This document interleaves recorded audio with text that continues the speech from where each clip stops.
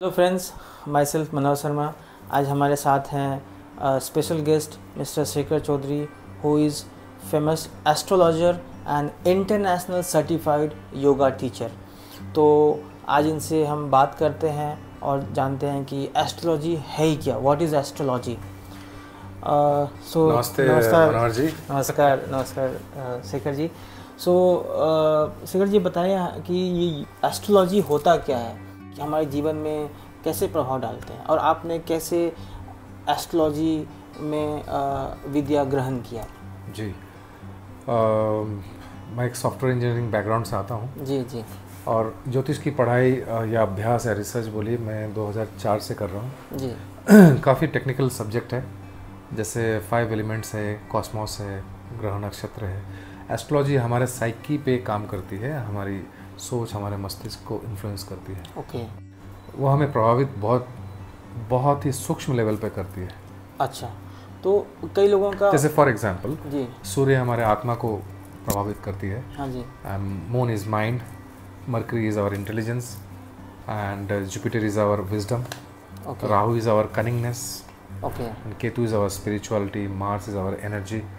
अपने शरीर में जो एनर्जी फोर्स, लाइफ फोर्स है जी, एनर्जी है, वो मार्स रिप्रेजेंट करती है। Venus is our it's like. तो शेखर जी बताएं, आपने ये विद्या कहाँ से ग्रहण किया है और कितने साल लगे आपको ये विद्या ग्रहण करने के लिए, एस्ट्रोलॉजी। ओके, एस्ट्रोलॉजी पे मैं शुरू से मुझे बहुत ही इंटरेस्ट था कि हम सब भी इतने अलग अलग क्यों हैं जी। और जब मैं कॉलेज लाइफ में था तब से मुझे बहुत इंटरेस्ट था, एक हॉबी थी कि आपकी राशि क्या है, आप कैसे हो, आपका न्यूमरोलॉजी, आप किस डेट पे पैदा हुए हो। ओके। तो कभी उस पर उतना ध्यान दिया नहीं, बट 2014 में जब मैं अपने कॉर्पोरेट लाइफ छोड़ा और अपने आध्यात्म जीवन शुरू किया, जैसे योगा, मेडिटेशन, ज्योतिष, वास्तु, न्यूमरोलॉजी पे आया, ध्यान, साधना, पूजा पाठ, तभी मैंने देखा कि ये काफ़ी गहरा साइंस है और इसको काफ़ी पढ़ाई किया मैंने। और सबसे पहले तो ये किया कि अपना जो जन्म कुंडली है और मेरे जीवन की जो भी घटनाएं घटी हैं, ये जो भी हमारे साथ घटती है वो हमसे बेहतर कोई नहीं जानता जी। अगर मैं किसी और का कुंडली लेके रिसर्च करूं तो शायद वो आदमी झूठ बोल रहा है या उसका जन्म का डिटेल गलत हो सकता है। तो मैंने पहले ये सोचा कि मैं अपने कुंडली को खुद ही स्टडी करूँगा। देन आई फाउंड आउट कि it is so accurate. I was amazed कि इतना एक्यूरेट कैसे हो सकता है साइंस। तो फिर वही गहन करते, रिसर्च करते करते काफ़ी डीप गया। अच्छा। और आपको और आपके दर्शकों की जानकारी के लिए एक चीज़ बताऊंगा। In astrology the main thing is your birth time is very important, because your birth time is everything. Okay. Because every 2 hours your birth ascendant और लग्न जिसको हम बोलते हैं वो चेंज हो रही है। ओके। अगर आप 12 बजे पैदा हुए हैं और आपने 4 बजे बोल दिया है, तो आप इतना मान के चलिए कि ज्योतिष आपको कंप्लीट मिसगाइड करेगी, बल्कि इसके मतलब वजह की गाइड करे। ओके। तो मतलब आपकी लग्न गलत हो गया जो ओके। तो टाइम लग्न सेट करती है, लग्न को फिक्स करती है। लग्न अगर सेट हो गया तो आपका पूरा एंटायर लाइफ मैप दिख रहा है, लाइफ पाथ दिख रहा है कि आपका लग्न क्या, तो सारे ग्रह कहाँ बैठे हैं। कई बार हमें सुनने मिलता है, कई लोग बोलते हैं कि उसका 7.5 चल रहा है, वो क्या होता है, थोड़ा इसके बारे में आप बताएंगे। जी, 7.5 इज नथिंग बट जहाँ भी आपके कुंडली में, फॉर स्पेसिफिक आपके कुंडली में जहाँ भी चंद्रमा, moon is placed, when Saturn is coming 12th from your birth moon. Okay. It is very technical, I know, but I have to tell you because ऐसे नहीं बोलूँगा तो आप समझोगे नहीं जी। हाँ, जैसे एक लेमन को, एक नॉर्मल इंसान को नहीं समझेगा कि क्या बोल रहा हूँ, ट्रांजिट क्या होती है। तो कुंडली में किसी की भी चंद्रमा जहाँ भी है, जिस राशि में है, वो हमारा जन्म का राशि होती है। और उस राशि के अंदर जो नक्षत्र होती है, जैसे मेरा Scorpio, my moon is in Scorpio, और मेरा नक्षत्र, मुझे कोई इसमें परहेज नहीं है अपना डिटेल बोलने के लिए। एक अच्छा ज्योतिष अपना डिटेल सबको बताता है। तो मेरा चंद्रमा वृश्चिक राशि में है। अच्छा। और वृश्चिक राशि में मेरा अनुराधा नक्षत्र में चरण 2 में मेरा जन्म हुआ है। ओके। तो जब भी शनि तुला राशि में, अभी रिसेंटली मैंने 7.5 को भोगा है, और ये मत पूछिए कि कैसा था, कि काफ़ी चैलेंजिंग होती है वो टाइम जी। और उम्मीद करता हूँ आप भी कभी ना कभी इस टाइम से गुजरे हो, बट आपने नोटिस नहीं किया। हो सकता है कई बार हमारे लाइफ में ऐसी प्रॉब्लम्स आते हैं, बट हमें इसका ज्ञात नहीं रहता है कि ये 7.5 का फेज चल रहा है। जी, तो मैं जो बोल रहा था, जैसे अगर मैं अपने कुंडली के माध्यम से समझाऊं तो आपको समझ में आएगा, सबको समझ में आएगा। जैसे मेरे चंद्रमा वृश्चिक राशि में है, तो जैसे ही आपने सैटर्न ट्रांजिट पे जैसे ही 12th फ्रॉम वृश्चिक जो तुला राशि होती है उसमें जैसे ही शनि का गोचर हुआ, और शनि एक राशि में 2.5 साल रहते हैं, तो चंद्रमा के पीछे ही जब शनि आती है उस फेज को बोलते हैं 7.5 स्टार्ट। तो वहाँ पे 2.5 साल रहती है। फिर चंद्रमा जिस राशि में है सैटर्न उसके ऊपर ट्रांजिट करती है 2.5 साल, तो 2.5 साल। उसके बाद नेक्स्ट साइन, जैसे मेरी वृश्चिक राशि है तो मेरे वृश्चिक के बाद मेरी आएगी धनु राशि। तो जब शनि का गोचर धनु राशि में था तो मेरा वो 7.5 का तीसरा चरण, थर्ड स्टेज ऑफ 7.5। ये कैसे इस 7.5 को रोका जा सकता है या फिर उसके असर को कम किया जा सकता है? नहीं, रोका जा सकता ये मुझे लगता है कि ग्रह को तो हम रोक नहीं सकते क्योंकि हमारे में उतना सामर्थ्य नहीं है। until unless we are Ravan and Mahadev ji. और ऐसे सबको पता है कि रावण ने सारे ग्रहों को रोक लिया था, है ना। तो हम मनुष्यों के लिए तो सोचने के परे है, it is beyond our thinking. But yes, astrology shows कि whenever your reversal time is coming you get prepared. अगर 7.5 आ रही है तो आपको क्या करना चाहिए और क्या नहीं करना चाहिए। अगर आप गो विद द फ्लो करोगे तो अच्छा रहोगे। तो आप क्या बताएंगे कि अगर किसी के 7.5 चल रहा है तो उसे क्या करना चाहिए जिसकी वजह से उसका असर कम हो, उसे दुख कम हो उस पीरियड में? मुझे तो एक ही चीज़ मैं अपने पर्सनल एक्सपीरियंस से बताऊंगा, कोई किताबी भाषा नहीं बताऊंगा जी। कोई किताबी भाषा बोलने से दर्शक पसंद नहीं करते हैं। जो मैंने भोगा है 2012 से 2020 मेरी 7.5 मैंने निकाला है। तो during that time I lost my job, I lost my personal peace, है ना। तो जो मुझे सीखा है, मैंने सीखा है 7.5 में आपको सरेंडर करना है, आपको भागना नहीं है, आपको डरना नहीं है। आपको सरेंडर करके कॉस्मोस के साथ, ब्रह्मांड के साथ जुड़ना है। तो वो है स्पिरिचुअलिटी। इसीलिए शायद मैं ऋषिकेश चला गया था। और काफ़ी देश में बड़े बड़े तीर्थ स्थान में मेरे सारे मैंने स्पिरिचुअल ट्रैवल किए, ईस्ट वेस्ट नॉर्थ साउथ कहीं भी छोड़ा नहीं। तो शेखर जी, इसे ऋषिकेश का आपने नाम लिया है तो ऐसा कहा जाता है कि Rishikesh is a capital of yoga. Yes, it's a yoga capital of the world. Okay, दुनिया तो वहाँ पर कितने सारे स्कूल्स हैं जहाँ पे योगा सिखाया जाता है, और जो योगा सिखाते हैं वो कौन होते हैं जी, और किन किन देशों के लोग आते हैं सीखने के लिए योगा जी? जैसे कि नाम से ही समझ में आता है कि ऋषिकेश, तो एक ऋषि मुनियों का एक तपोभूमि रहा है ऋषिकेश। काफ़ी सुंदर हिमालय का गेटवे है। अगर आपको हिमालय जाना है तो आपको ऋषिकेश, हरिद्वार, ऋषिकेश होके ही जाना पड़ता है। तो काफ़ी सुंदर एक वातावरण है स्पिरिचुअल प्रैक्टिस के लिए। सिर्फ योग नहीं बताऊंगा कि कोई भी अगर स्पिरिचुअल प्रैक्टिस आपको करना है, योगा, मेडिटेशन, एस्ट्रोलॉजी, हमारे स्क्रिप्चर की पढ़ाई, क्योंकि वहाँ का एम्बियंस, वहाँ का वातावरण ही कुछ ऐसा है कि आपका कंसंट्रेशन बहुत ज़बरदस्त वहाँ लगता है। तो शेखर जी, जैसे कि हमने कहीं से सुना था कि ये योग की शुरुआत कैसे हुआ था, आप बताएंगे क्या? कौन थे जो फर्स्ट जिन्होंने योग शुरू किया इसका? ये महादेव थे या कोई और था? जी, एज पर आवर वैदिक कल्चर एंड सनातन धर्म, शिवा इज आदि गुरु, आदि योगी।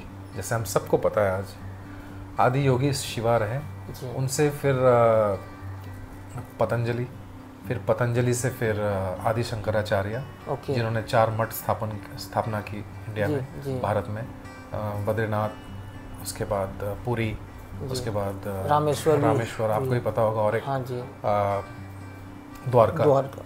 तो वहीं से फिर ये लिनिएज परंपरा शुरू हुई हमारे ऋषि मुनि। तो कुल मिला के योग एक बहुत ही हमारे भारतीय संस्कृति का एक धरोहर है। तो पर दुर्भाग्यवश आज के समय में हम काफ़ी व्यस्त हो गए और हम इस चीज़ को ध्यान नहीं दे रहे। बट मुझे लगता है पेंडेमिक ने हमें एक बार फिर से योग के प्रति लोगों का आकर्षण बढ़ गया है। हम सब ने देखा है कि जीवन कितना मूल्यवान है, कितना अमूल्य है, हाउ प्रीशियस लाइफ इज। अगर आप अपना शरीर का ध्यान नहीं रखोगे तो फिर इसका परिणाम क्या होता है, भयानक। तो जैसे कि अभी हम लोग बात कर रहे थे एस्ट्रोलॉजी के ऊपर भी, तो एस्ट्रोलॉजी में कहा जाता है कि कुछ स्टोन्स होते हैं, रत्न होते हैं, जिनको पहनने से हमें लोगों को फ़ायदा होता है। तो वो स्टोन कैसे काम करता है हमारे बॉडी के ऊपर में? जी, जैसे कि हमने सब ने देखा है, हम देखे हैं कि इतिहास में, हिस्ट्री में हमने देखा है कि राजा महाराजा हमारे देश में काफ़ी हुए हैं। तो वो मुकुट पहनते थे, आभूषण पहनते थे, उस समय तो वो ज्वेलरी पहना करते थे। Those were nothing but all precious gemstones like ruby, emerald, diamond. Okay okay.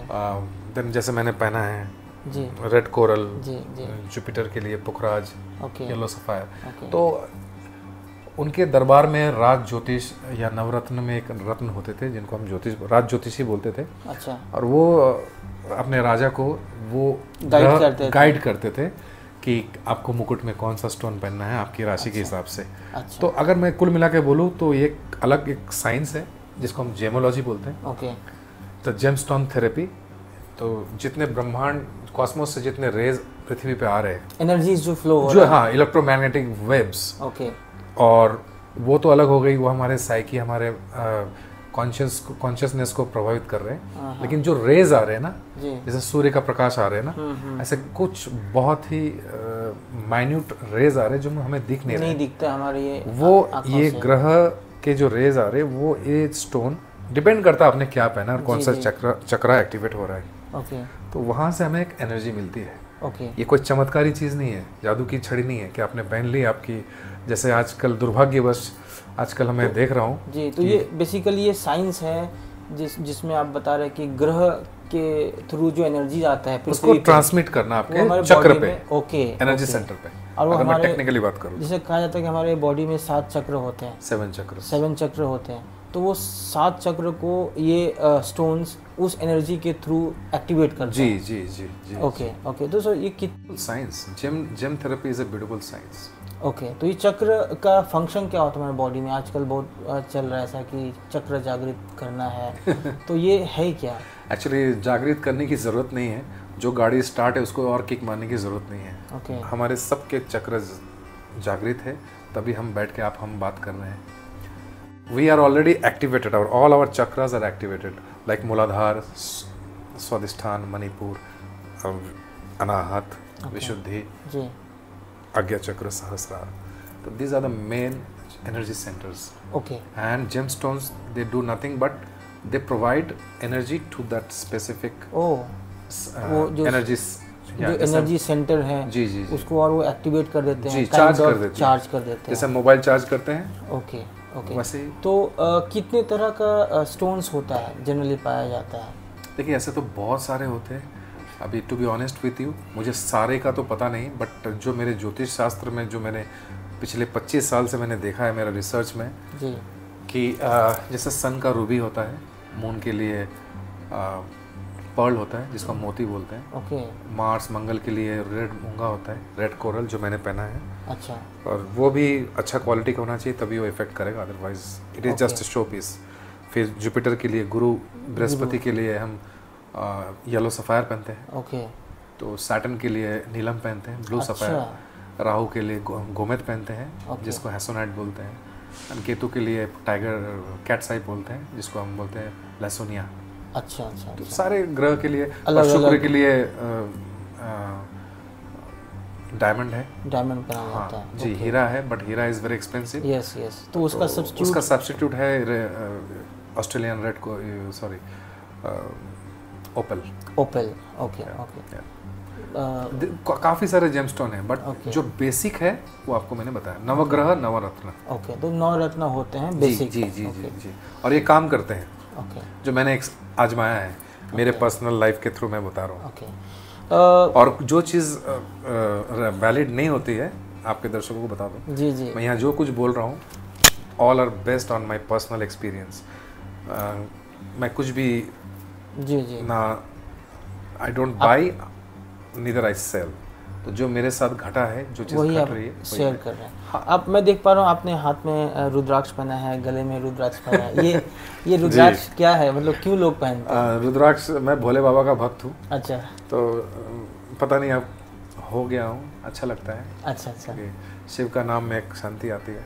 Okay. और अगर मैं टेक्निकली बोलूँ तो रुद्राक्ष एक बहुत ही ऐसा वस्तु है, एक बहुत ही पवित्र चीज़ है जिसका ना कोई जाति ना कोई धर्म से कोई वास्ता है। ये इसके अंदर एक इलेक्ट्रोमैग्नेटिक प्रॉपर्टीज़ होती है जो कि ब्रह्मांड के 2 एनर्जी, जो पॉजिटिव नेगेटिव, जिसको यिन यान बोलते हैं, इसको रिपल्स करते हैं। अगर नेगेटिविटी कुछ आ रही है आपकी तरफ तो रिपल्स करता है, आपकी तरफ आने देता है। अच्छा। जैसे 2 मैग्नेट, अगर आपने 2 मैग्नेट को पकड़ा है, थोड़ा टेक्निकल बताना पड़ेगा। अगर 2 आपने मैग्नेट पकड़ा है हाथों में और दोनों को एक ही पोल की तरफ लेके जाओगे तो रिपल्स करती है। जी जी जी, आपने देखा होगा। हाँ, हाँ, इसमें तो कोई दो राय नहीं है। तो it is just a physics, it's a quantum physics. तो ये वो मैग्नेट है जो नेगेटिविटी को इस तरह से आने नहीं देता, नहीं है, उसको ऐसे रिपल्स कर देता है। Thank you. और क्या बताऊँ, ये काफ़ी टेक्निकल बात है। आपने बहुत अच्छा से समझाया। अच्छा, जहाँ तक मुझे मालूम है आप एक सोल साइंस के नाम से आपकी एक योगा क्लास भी चलता है पुणे में। स्कूल है मेरा, आपका स्कूल ऋषिकेश में मैंने बनाया था। ओके, 2019 में बनाया था। तो उसकी ब्रांच भी है पुणे में? जी जी, ये school government of India registered है। अच्छा। And I am the founder director of Soul Science. तो आप एक इंटरनेशनल सर्टिफाइड योगा टीचर भी हैं। तो आप सर्टिफिकेशन तो बहुत हो गई है। हाँ, मैं देख पा रहा हूँ आपके वॉल पे कई सारे सर्टिफिकेट्स हैं। तो ये वॉल मैं देख रहा हूँ आपके साउथ डायरेक्शन में है, इसका भी कोई लॉजिक है क्या? सही पकड़ा आपने। अभी क्या करूँ, मैं वास्तु में हूँ।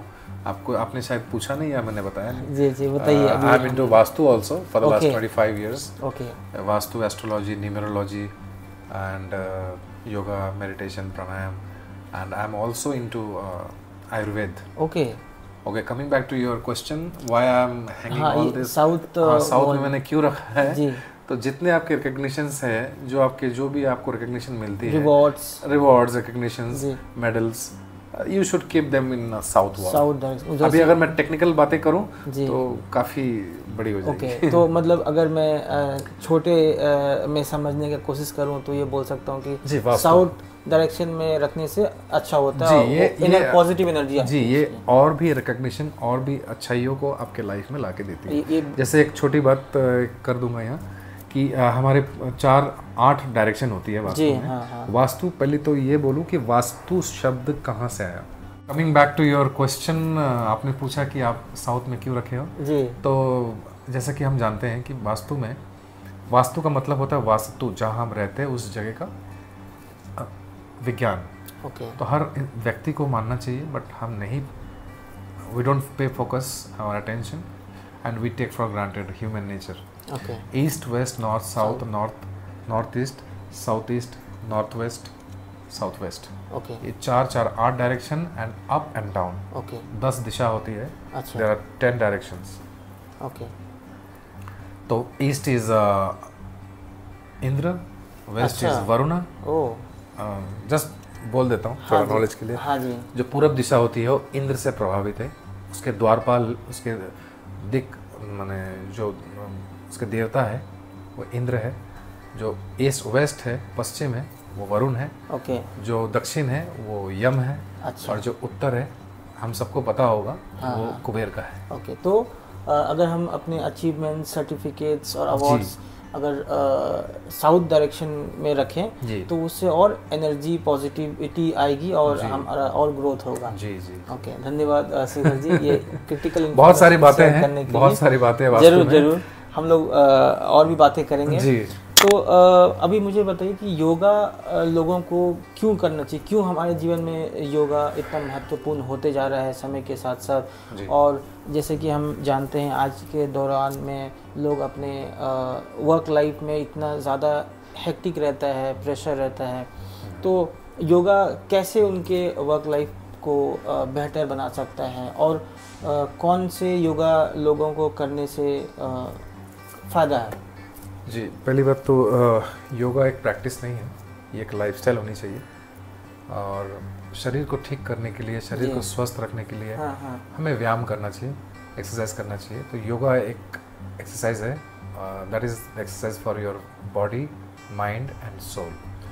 Yoga is not just physical activities, physical exercise, it is exercise for your mental, emotional, physical and spiritual wellbeing. तो योगा में एटोनॉमी क्या होती है सर, कैसे हमारे बॉडी को अफेक्ट करता है योगा? योग से हम मसल टोनिंग करते हैं, अपने जो इंटरनल ऑर्गन्स है उनको हम ज़्यादा ऑक्सीजन प्रोवाइड करते हैं through our deep inhale and exhale, जिसको हम योगिक ब्रीदिंग बोलते हैं। जैसे हमारी मूवमेंट्स है, ये जो एनिमेशन है, इसके जॉइंट्स है, इसको हम एनाटॉमी बोलते हैं। तो एनाटॉमी को ठीक रखने के लिए हम योग करते हैं। और सबसे बड़ी बात, हमारे जो ब्रेन हम हेड ऑफिस बोलते हैं इसको, इसे ऑक्सीजन बहुत ज़्यादा ज़रूरी है। तो योग के थ्रू, प्राणायाम के थ्रू हम ऑक्सीजन प्राणायाम का बहुत महत्व है योग में। ओके, तो हमारे सिर्फ हम योग ही नहीं करते हैं, अष्टांग योग में 8 limb, there are 8 limbs of yoga. Okay, yama, niyama, asana, pranayama, dharana, pratyahara, dhyana and samadhi. Okay okay, these are the technicalities of yoga. Okay, तो योग में ये मैंने देखा है कि कई लोग बोलते हैं सूर्य नमस्कार करने से काफ़ी अच्छा होता है। तो सूर्य नमस्कार ये है क्या, और इसको सूर्य नमस्कार क्यों कहा जाता है? ये सूर्य नमस्कार हम इसलिए करते हैं क्योंकि सूर्य, जैसे संस्कृत में बोलते हैं सर्वात्म च दिवाकर, तो sun is the life force of all living being on earth. तो जब हम सूर्य नमस्कार करते हैं उसके थ्रू हम सूर्य को अपना ग्रेटिट्यूड देते हैं। It's like our Guru, it's a living God, तो वी पे आवर रिस्पेक्ट टू आवर गुरु, जिसको हम रोज देखते हैं, जिन्हें हम रोज देखते हैं। और through there is a technique of giving that respect and salutation through surya namaskar. There are 12 poses and 12 mantras. Okay okay, thank you Shekhar ji, काफ़ी कुछ इन्फॉर्मेशन मिला और काफ़ी कुछ जानने को मिला हमें। तो अभी कुछ आप मैसेज देना चाहते हैं हमें और लोगों को, तो क्या बोलना चाहेंगे आप? मैं तो यही बोलना चाहूँगा कि हर इंसान जन्म लेता है, इस धरती पे आता है, अपने लाइफ को जीता है। तो चारों तरफ देखते हुए मैं एक ही चीज़ बोलूँगा आज कि अपने शरीर को स्वस्थ रखिए, अच्छा खान पान अच्छा कीजिए, अपने परिवार का ध्यान रखिए, मिलजुल कर रहिए, और अपने we all should take care of mother earth, our wildlife. पर्यावरण का ध्यान अगर हम नहीं रखेंगे तो ये पर्यावरण फिर हमारी ध्यान नहीं रखेगी। जैसे कि मैं काफ़ी सारे NGOs के साथ काम करता हूँ, जब मुझे समय मिलती है, खाली टाइम मिलता है, तो मैं काफ़ी NGOs के साथ मैं जुड़ा हुआ हूँ। पिछले 10-15 साल हो गए। उसमें हम ट्री प्लांटेशन करते हैं। अच्छा, कभी क्लीनिंग रिवर, ये सब हम करते हैं। ऐसे एक्टिविटीज़ आप करते रहते हैं? हाँ, सेव वाइल्ड लाइफ। तो मैं सबसे एक ही रिक्वेस्ट करूँगा कि केयर फॉर नेचर का केयर कीजिए, क्योंकि नेचर नहीं रहेगा तो हम कोई भी यहाँ नहीं रहेंगे ठीक से। Absolutely, we have to live in perfect harmony with nature. So respect mother nature and सर्वे भवन्तु सुखिनः, सर्वे सन्तु निरामया, सर्वे भद्राणि पश्यन्तु, मा कश्चित् दुःख भाग् भवेत्। सब निरोग रहे, स्वस्थ रहे, मस्त रहे। बहुत बहुत धन्यवाद शेखर जी आपका। आपने बहुत सही बोला कि हमें नेचर का ध्यान रखना चाहिए, और आपने जो हमें आज बताया कि कैसे ये स्टोन्स हमारे बॉडी को ऊपर प्रभाव डालता है, और योगा हमें क्यों करना चाहिए, क्योंकि हमारे सेल्स को वो ऑक्सीजन मिलता है योगा से।